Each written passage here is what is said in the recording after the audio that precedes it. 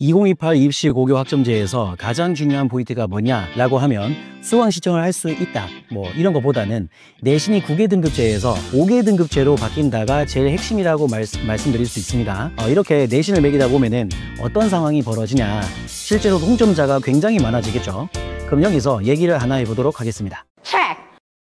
반갑습니다. 오수학학원 원장 서기쌤입니다. 지금 고등학생들은 1학년 1학기부터 3학년 1학기까지 모두 내신을 1등급을 받는 친구가 전국적으로 몇 명이냐라고 한다면 해마다 조금 다르겠지만 250명 정도가 나옵니다. 그런데 이번 바뀐 입시에서는 몇 명으로 늘어나냐, 전문가들의 말에 의하면 7,000명쯤 나온다고 해요. 그러면 대학들이 어떻게 생각을 할까요? 변별을 잘할 수 있겠다 없겠다? 없겠다라고 판단을 해서 수능 최저를 늘려야겠다라고 생각을 하겠죠. 그래서 올해 연세대학교가 원래 교과 전형에서 수능 최저가 없었잖아요. 그런데 올해 생겼고요. 한양대도 생겼고 내년에는 이대도 생긴답니다. 그래서 모든 대학교가 이제 수능 최저가 적용이 된다라는 게 입시의 변화다라고 말씀을 드립니다. 그러니 현재 예비 고1 학생들을 공부시킬 때 어떻게 공부시켜야 되냐, 내신은 되게 잘 받게끔 만들어주는 건 기본이고 수능 최저도 맞출 수 있게 해줘야 된다. 근데 이런 게 있어요.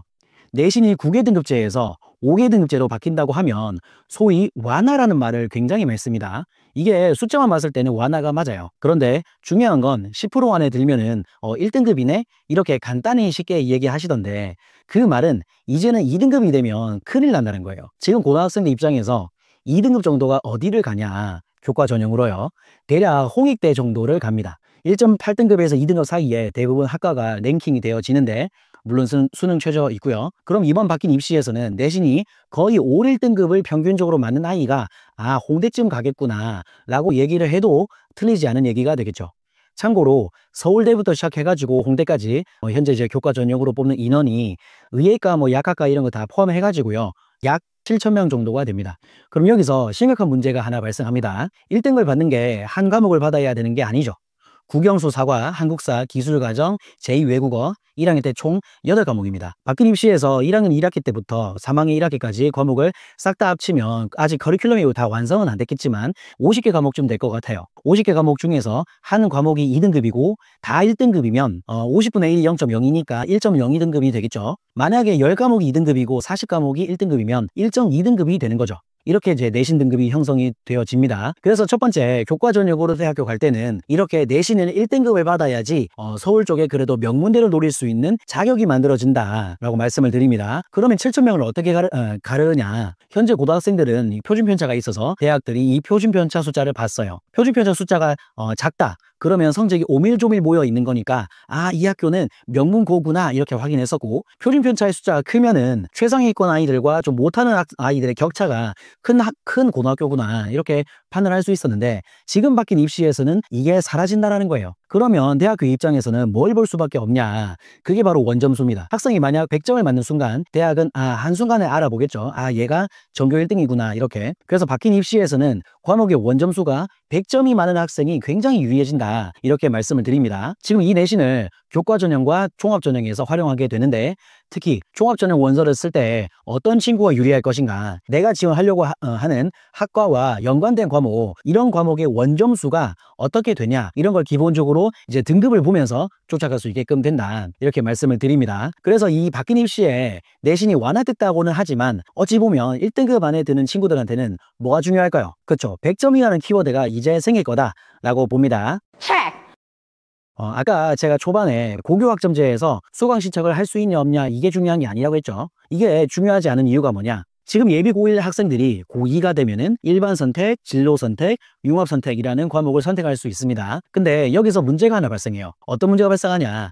이를테면 수학은 이산 수학을 들을까, 고급 미적을 들을까, 고급 기하를 들을까, 미적분을 들을까, 이렇게 되는데 그러면 학생들이 되게 될까요? 그렇죠. 분산되겠죠. 이를테면 기하나 미적분은 학종을 쓸 때 꼭 필요한 과목이라서 들어야 되는 친구가 있는데 나는 예를 들어서 고급 미적분이라는 과목을 듣고 싶어. 근데 중요한 건 그걸 듣는 아이가 얼마나 될 거냐라는 게 문제인 거죠. 지금 고등학생들은 전문 교과라고 해서 등급을 A, B, C 이렇게 받습니다. 그래서 우리가 대학교 다닐 때처럼 패스, 노 패스 약간 그런 개념인데 근데 이번 바뀐 입시에서는 어떻게 되냐?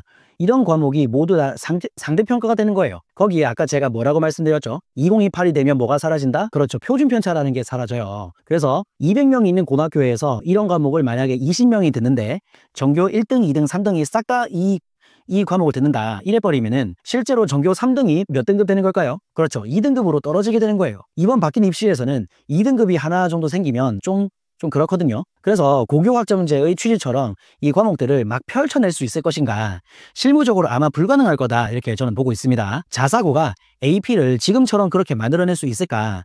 쉽지 않을 거다. 왜? 그렇게 만들어 봐야 ABC가 아니고 상대평가로 등급으로 이제 활용을 해야 되니까.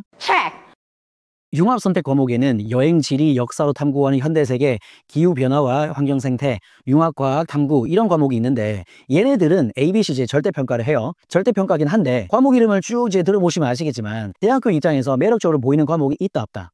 없다라는 거예요. 매력적으로 보이는 과목은 다 어디에 있을까요? 그게 어디 있냐면 진로 선택 과목에 다 들어가 있는데 이게 절대평가로 할까요? 상대평가로 할까요? 그렇죠. 5개 등급으로 평가가 되는 상대평가라는 거예요. 이 과목의 내신을 잘 받을 수 있느냐를 기본적으로 확인하셔야 되는 거고 과목을 뭘 해야 되냐?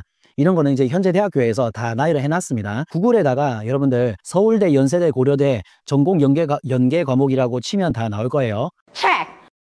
자, 이제 그러면 바뀐 입시에서 내신 시험에 대해 얘기해 볼게요. 지금 고등학생들은 시험이 왜 이리 어려워졌냐? 표준편차를 이제 낮게 하기 위해서, 즉 변별을 하기 위해서 어렵게 됐습니다. 그래서 보통 수학 점수 평균이 뭐 특목고, 자사고, 갑반고 같은 경우에는 20점 이렇게 왔다 갔다 하잖아요. 그래서 대부분의 학생들이 20점 주변에서 이제 다 돌았고 거기에서 한 70점 정도만 받으면 전교 1등 하는 거고 막 이렇게 됐었어요. 그런데 이제 2028 입시가 되면은 어떻게 바뀔 거냐면 시험이 상대적으로 쉬워질 거예요. 왜냐? 어차피 이제 10%만 갈라내면 되는 거거든요. 그리고 수행평가를 이제 조금 이제 조밀하게 해가지고 동점자 정도는 이제 차등을 둘 거고, 그리고 이제 어느 정도 레벨이 높은 이를테면 특목고, 자사고, 갑반고 같은 경우도 100점짜리를 꽤 많이 만들려고 노력을 할 거예요. 그래서 이제 우리 예비 고1 아이들을 100점으로 만들어 주셔야 된다 라고 말씀을 드립니다.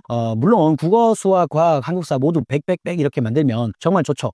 근데 그게 안 된다 하더라도 우리 아이는 적어도 수학은 100점, 영어는 100점 이렇게 만들면 대학이 정말 좋아한다. 대학은 이제 아시면 아시겠지만 수학 잘하는 아이가 공부 잘하는 아이라고 하고 영어 잘하는 아이가 우리 학교를 이끌어갈 리더십이 있는 친구라고 인지를 합니다. 그래서 우리 예비 고1 학생들은 수학하고 영어 정도는 고등학교에서 몇 점을, 그렇죠, 100점에 가까운 점수를 맞출 수 있게끔 그렇게 공부를 하시면 된다라고 말씀을 드립니다. 그 다음에 이제 이게 완성이 된다고 치면은 그 다음부터는 국어, 사회, 과학, 한국사 이런 식으로 공부하시면 어떨까라고 생각을 합니다. 아래 고정 댓글에 생기부 관리에 관한 전자책과 세트개 템플릿 링크를 달아 뒀으니까 참고하시면 되겠고요. 네, 오늘 여기까지 하겠습니다. 대단히 감사합니다.